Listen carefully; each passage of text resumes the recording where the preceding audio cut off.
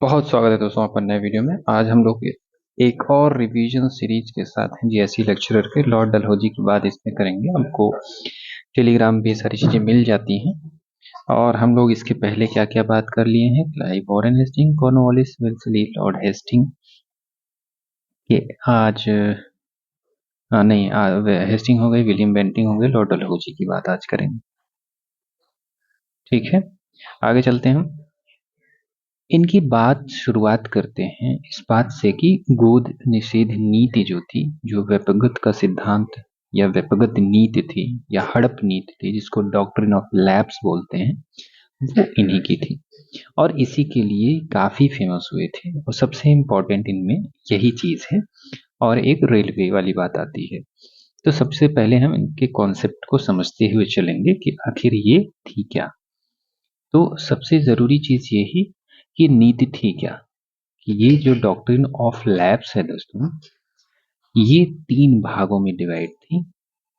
लेकिन इसके पहले ये बात समझो कि अगर जैसे कोई राजा है और उसकी संतान नहीं है, तो वह उस राजा की अगर मान लो मृत्यु हो जाती है, तो ब्रिटिश शासन के अधीन आ जाएगा अपने आप, क्योंकि उसकी संतान नहीं थी।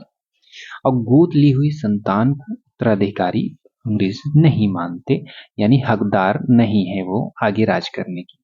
यह नीति केवल 3 श्रेणियों की रियासतों या राज्यों पर लागू थी। वो 3 श्रेणियां समझ में आ जाएगा तो सारी चीजें आ जाएंगी। प्रथम श्रेणी में ये है दोस्तों कि जो राज्य, यानी ऐसे राज्य जो कभी कभी भी उच्चतर श्रेणी, यानी उच्चतर श्रेणी में आ जाएंगे मराठा, मुगल और निजाम, इनके अंतर्गत कभी भी कोई भी अधीन नहीं रहा है वह राज्य, तो उस पर डॉक्ट्रिन ऑफ लैप्स लागू नहीं होगा। दूसरी श्रेणी ये है कि जो कभी उच्चतर श्रेणी के अधीन रहे हैं, जैसे मराठा, मुगल या निजाम के अधीन रहे हैं और कंपनी को कर भी दिया है, टैक्स भी दिया है, तो इसमें भी लागू नहीं होगा, बशर्ते गोद लेने से पहले उनको अनुमति लेनी होगी उस राज्य को। ब्रिटिशर्स थे यानी ईस्ट इंडिया कंपनी से, और कंपनी आवश्यक रूप से अनुमति देगी, तो इनमें भी डॉक्ट्रिन ऑफ लैप्स लागू नहीं होगा।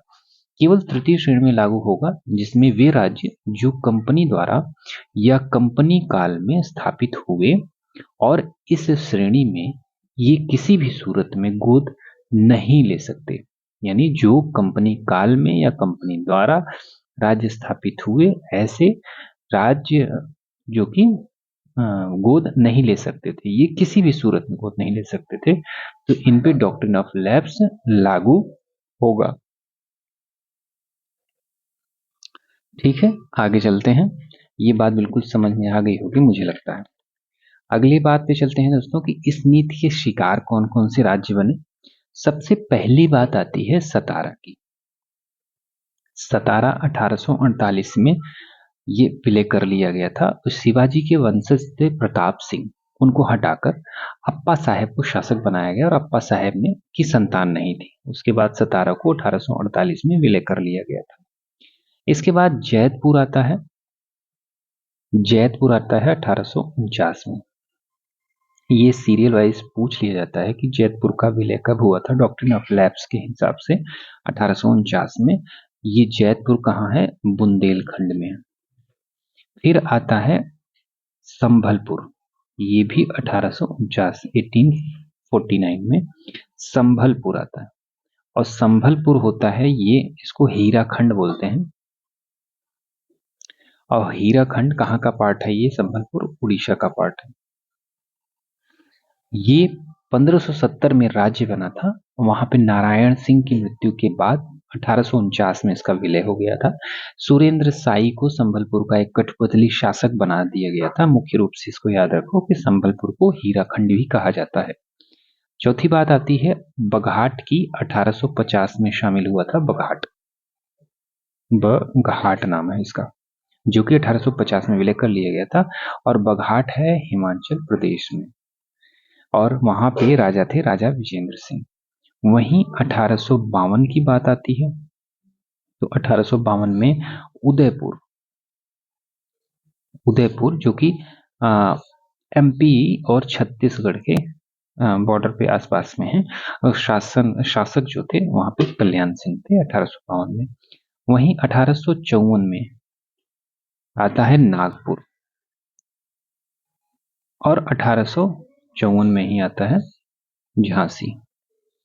कई बार ये होता है कि झांसी पहले आया या नागपुर आया, तो नागपुर पहले लगाएंगे क्योंकि 28 जनवरी 1854 को नागपुर का विलय हुआ था, जबकि 7 मार्च 1854 को झांसी का विलय हुआ था। झांसी में गंगाधर राव की मृत्यु के बाद इनका विलय कर लिया गया था, क्योंकि मृत्यु के पूर्व जो आनंद राव को अंग्रेजी जो अधिकारी थे एलिस के समक्ष गोद लिया गया था, उनका नाम दामोदर राव रखा गया था, लेकिन मरणोपरांत डलहौजी ने इसे उत्तराधिकार स्वीकार नहीं किया और गंगाधर राव की विधवा को 60,000 रुपए की पेंशन का प्रस्ताव देकर झांसी का किला खाली करने का निर्देश दिया गया था।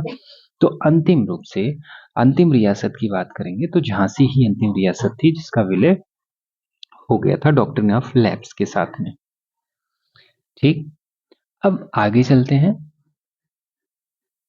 अगले में दोस्तों ये समझते हैं इनके सीरियल वाइज, तब उसके बाद विकासात्मक कार्यों को देख लेंगे। अच्छा ठीक है, फिर भी विकासात्मक कार्यों को साथ में देख लेते हैं। संक्षिप्त परिचय में डलहौजी हैं, इनको याद रखिए कि 1848 से 1856 के बीच में रहते हैं और इनका कार्यकाल हो जाता है साम्राज्य ब्रिटिश साम्राज्य विस्तार का मुख्य शासक, यानी साम्राज्यवादी थे, बहुत ज्यादा साम्राज्य विस्तार हुआ था इसका। जैसे ब्रिटिश शासन का सर्वाधिक विस्तार अगर बात करें तो डलहौजी के काल में ही हुआ था। 1849 में पंजाब को जीतते हैं और वहीं 1852 में बर्मा का विलय हो जाता है। ये दो चीजें फिक्स हैं, इसको याद रख लीजिए। और अवध का तो हड़प लिया जाता है कुशासन के आधार पर 1856 में।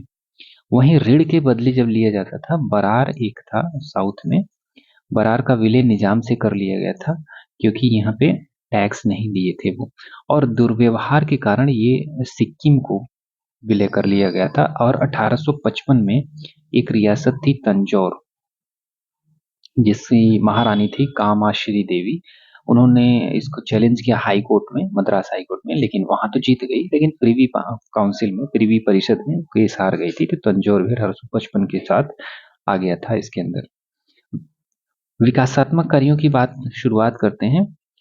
रेलवे की शुरुआत होती है, और रेलवे का आरंभ क्यों होगा कि आंतरिक जो भाग थे वहां से कच्चा माल बंदरगाहों तक ले जाने के लिए, और बंदरगाहों से जो विनिर्मित माल है उसको आंतरिक बाजारों तक ले जाने के उद्देश्य से माल परिवहन हेतु रेलवे का आरंभ हुआ था। और ये 16 अप्रैल 1853 को भारत में पहली रेलगाड़ी चली थी। इसमें जो कि बोरीवली से थाने के बीच में, यानी बंबई से थाने के बीच में कह सकते हैं। बंबई में कहा, बोरी बंदर या बोरीवली, बोरी बंदर पहले नाम था इसका। और इसमें 3 इंजन लगे हुए थे, एक इंजन है, 2 और लगे थे जिनका नाम था सिंध, साहिब और सुल्तान। तीनों एसएस से है, सिंध, साहिब और सुल्तान 3 इंजन थे जिसमें लगभग 1400 यात्री थे और 14 डिब्बे थे। और इस जो पटरी को बनाने वाली कंपनी थी उसका नाम था great peninsular Indian railway company था नाम इसका, जिसने पटरी बनाई थी। ये सारी चीजें समझ लीजिए, कभी आएगा तो याद कीजिए, ये सारी चीजें अब ज्यादातर नहीं पूछती हैं। और भारतीय रेल का जनक अगर कहा जाए तो डलहौजी को ही माना जाता है। आगे टेलीग्राफ की शुरुआत होती है।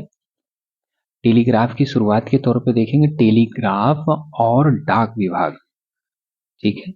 टेलीग्राफ यानी तार विभाग की बात होती है तो 1852 में इसकी शुरुआत होती है।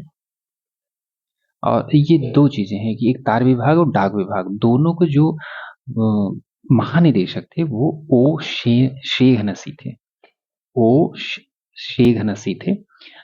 और सबसे पहले तार विभाग की स्थापना होती है 1852 में। उसके बाद ये डाक विभाग की स्थापना होती है 1854 में। और आप 2 पैसे का टिकट लगाकर कहीं भी टिकट डाक भेजी जा सकती थी उस टाइम। इसके अलावा पीडब्ल्यूडी विभाग की बात आती है, लोक निर्माण कार्य, जिसको 1854 में इसका गठन हुआ था और सड़कों को बनाने के लिए, नहरों के निर्माण के लिए इसका प्रमुख कार्य था। गंग नहर का जो निर्माण कार्य पूरा करवाया गया था ये इसी के बाद हुआ था, और जीटी रोड की मरम्मत भी इसमें करवाई थी। इसी के काल में हुआ था, विस्तार हुआ ताकि सिखों पर नजर रखी जा सके। अन्य सुधार में अगर बात करें तो कराची, बम्बई, कलकत्ता, बंदरगाह जो ये सब थे, आधुनिकीकरण का करवाया गया और इनके निकट जो लाइट हाउस की स्थापना की गई।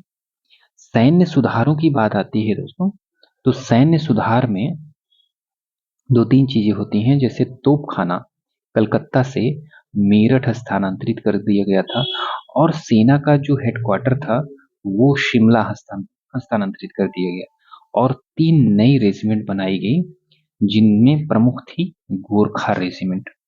और शिक्षा के तौर पर इसके टाइम पे 1854 में आता है वुड्स डिस्पैच, जो कि थॉमसन की नीति पर था, और रुड़की इंजीनियरिंग कॉलेज की स्थापना इसी के समय होती है 1847 में।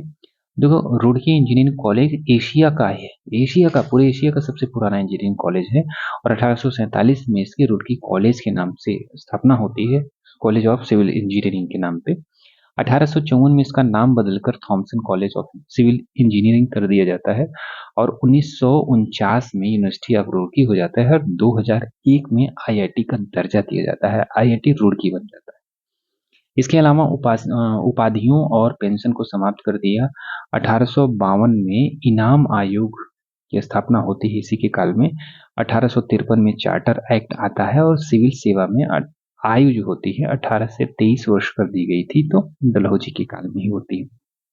और इसके मूल्यांकन के तौर पर डब्ल्यू हंटर कहते हैं कि डलहौजी का जो शासन काल था 3 शब्दों में विभाजित किया जा सकता है। पहला तो विजय, दूसरा विकास और तीसरा संगठन।